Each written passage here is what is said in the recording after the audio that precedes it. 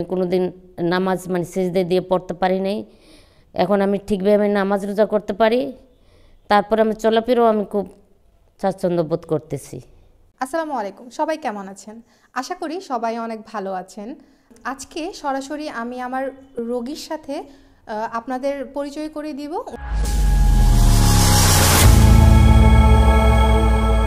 উনি দীর্ঘ সময় ধরে কোমর ব্যথায় ভুগছিলেন।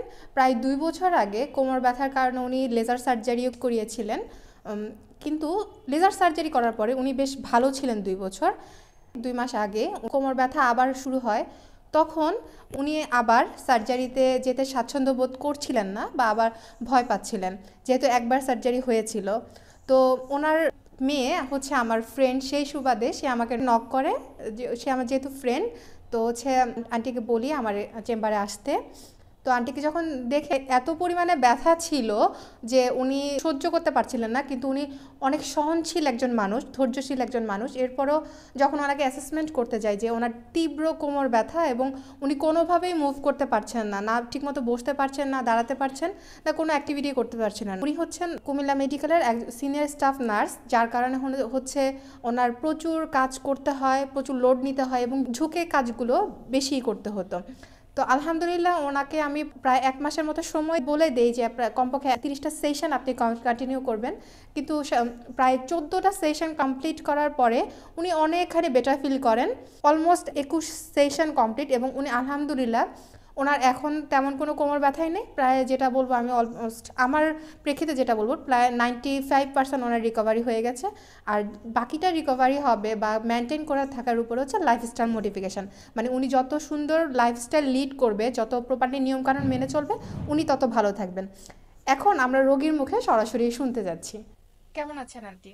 আপনি প্রথমে আমাদের কাছে যে অবস্থায় এসেছিলেন সেইখান থেকে এখন প্রায় 21 সেশন আপনি নিয়েছেন, এখন আপনি কেমন বোধ করছেন, এটা যদি একটু আমাদের সাথে শেয়ার করতেন।